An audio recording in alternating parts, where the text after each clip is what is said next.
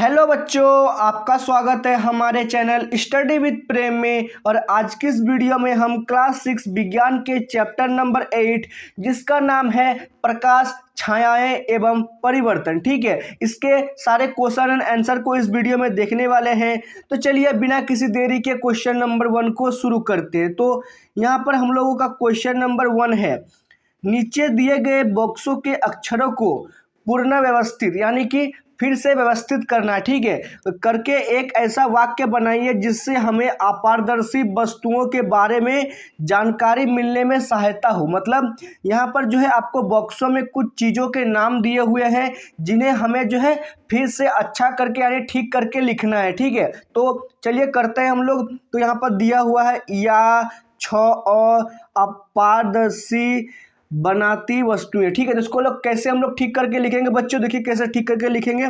तो पहले हम लिखेंगे यहाँ से, देखिए हम लोग अ को ले लेंगे, फिर अ आ जाएगा, फिर पारदर्शी, क्या हो जाएगा इसको अपारदर्शी, यहाँ हो जाएगा अपारदर्शी। फिर यहाँ से ले लेंगे वस्तुएं, तो यहाँ पर ले लेंगे छाया, क्या ले लेंगे छाया, फिर यहाँ लेंगे बनाते और यहाँ ले लेंगे है। तो क्या लिखेंगे अपारदर्शी वस्तुएं जो होती है वो क्या छाया बनाती है, ठीक है। लास्ट में अगर आप इसको आंसर लिखना चाहेंगे तो आपका आंसर हो जाएगा यहाँ से यहाँ तक केवल कि अपारदर्शी वस्तुएं जो होती हैं वही केवल छाया बनाती है। मतलब अपारदर्शी वस्तुएं वो वस्तुएं होती हैं जिनसे जो है हम लोग आर पार नहीं देख सकते, ठीक है। जैसे कि दीवार ही जो है छाया बनाता है, ठीक है। तो क्वेश्चन नंबर 1 आपको समझ में आ गया होगा। तो क्वेश्चन नंबर 2 देखते हैं हम लोग।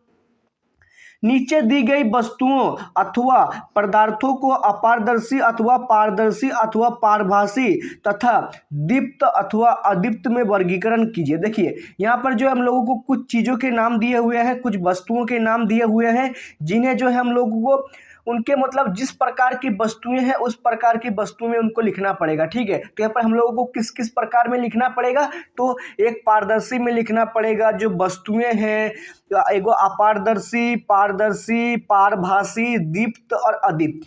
पहले मैं आपको उन सबको समझाने से पहले बता दूं आपको, देखिए अपारदर्शी का अर्थ होता है जिसके आर पार हम लोग नहीं देख सकते, ठीक है। जैसे कि दीवार हो गया, उसके बाद कुर्सी हो गया, जो चीज़ें हम लोग आर पार नहीं देख सकते। और पारदर्शी का अर्थ होता है जिसके आर पार हम लोग देख सकते हैं, यानी कि प्लास्टिक हो गया, कांच हो गया और बहुत सी चीज़ें, ठीक है। और फिर है आपका पारभासी का अर्थ होता है जिसके आर पार हम लोग देख भी सकते हैं नहीं भी देख सकते, ठीक है।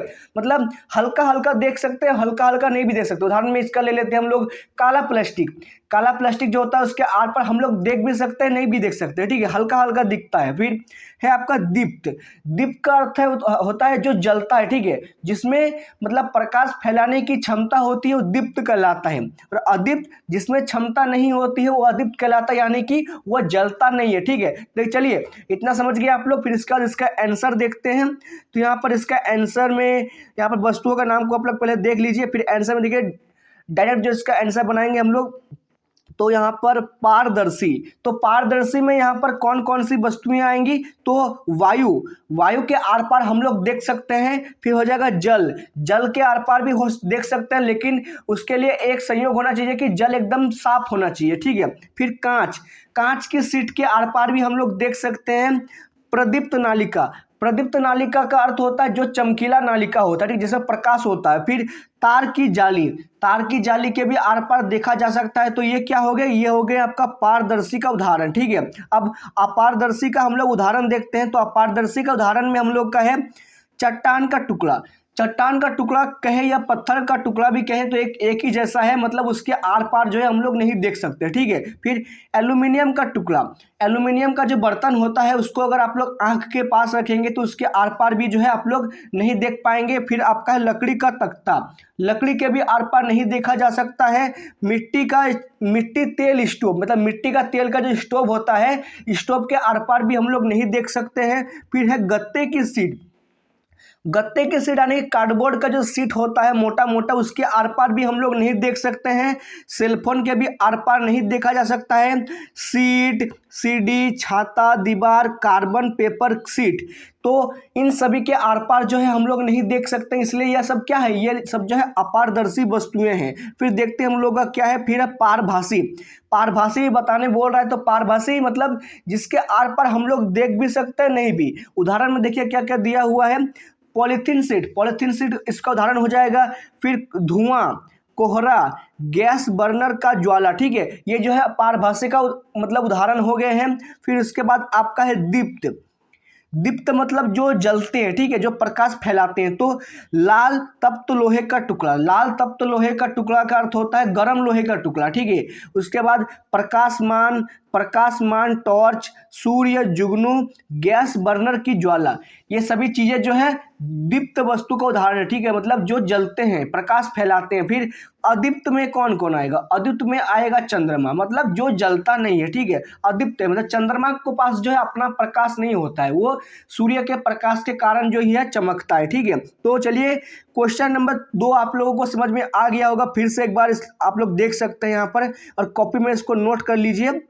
तो क्वेश्चन नंबर 3 है हम लोग के यहाँ पर, क्या आप ऐसी आकृति के बारे में सोच सकते हैं जो एक ढंग से रखे जाने पर वृत्ताकार छाया बनाए तथा दूसरे ढंग पर रखे जाने से आयताकार छाया बनाए, ठीक है। तो क्वेश्चन आप लोगों को समझ में आ गया है, मतलब एक ढंग में अगर इसको रखेंगे तो वो वृत्ताकार यानी गोल छाया बनाएगा, और ऐसा ढंग में रखेंगे कि उसको आयताकार छाया बनाए, ठीक है। तो हम लोग सोचना पड़ेगा, हम लोग सोचते हैं। चलिए पहले तो इसका आंसर में हम लोग क्या लिखेंगे, हाँ हम लोग ऐसे वस्तु के बारे में सोच सकते हैं। प्रकाश स्रोत के सम्मुख गोल दीप्ति का टुकड़ा रखने पर इसकी छाया गोल होती है, मतलब अगर प्रकाश के स्रोत के सम्मुख यानी सामने जो है गोल दीप्ति, गोल दीप्ति का अगर हम लोग टुकड़ा रखते हैं तो उसकी छाया जो है गोल बनेगी। परंतु यदि इसी दिशा, परंतु कुछ दिशा में परिवर्तन पर इस छायादार आयताकार रूप धारण कर लेती है, ठीक है। मतलब अगर उसकी दिशा को हम लोग परिवर्तित कर देते हैं, मतलब उसको जो हम लोग बदल देते हैं, तो क्या हो जाएगा, वो आयताकार हो जाएगा, ठीक है। मतलब उसको घुमा के देखने के बाद एक साइड से वो गोल दिखेगा और एक साइड से दिखेगा वो आयताकार, ठीक है। तो क्वेश्चन नंबर 3 को भी आप लोग समझ गए होंगे। तो क्वेश्चन नंबर 4 देखते हैं। तो क्वेश्चन नंबर 4 है, किसी अंधेरे कमरे में यदि आप अपने चेहरे के सामने कोई दर्पण रखें तो क्या आप दर्पण में अपना परावर्तन देखेंगे। तो अगर देखिए क्वेश्चन का पूछने का अर्थ है कि अगर हम लोग अंधेरे कमरे में किसी चेहरे के सामने अपने, हम लोग का जो चेहरा होता है, फेस होता है, उसको अगर दर्पण के सामने यानी कि शीशे के सामने रखेंगे तो क्या हम लोग अपना परिवर्तन देख सकते हैं। तो एक पूर्णतः अंधेरे कमरे में अपने चेहरे के सामने किसी दर्पण को रखने पर हम अपना परिवर्तन नहीं देख सकते। क्यों, क्योंकि वहाँ प्रकाश की अनुपस्थिति है। मतलब समझिए, अगर अंधेरे मतलब कोई अंधेरा कमरा है, ठीक है, वहाँ पर एक आईना रखा हुआ है, अगर आप आईने के पास जाएंगे और अपना फेस अपना मुंह देखने का कोशिश करेंगे तो आपको जो है अपना मुंह नहीं दिखेगा। क्यों, क्योंकि आपका मुंह जब तक प्रकाश के सामने नहीं होगा, उस पर लाइट नहीं पड़ेगा, तब तक जो है वो आईने में नहीं दिखेगा, ठीक है। और इसी के साथ आपका ये वीडियो समाप्त होता है। उम्मीद है आपको ये वीडियो पसंद आया होगा। अगर ये वीडियो पसंद आए तो आप जो इस वीडियो को लाइक कीजिए, हमारे चैनल को सब्सक्राइब कीजिए। मिलते हैं आपके साथ किसी नेक्स्ट वीडियो में। जय हिंद, जय भारत।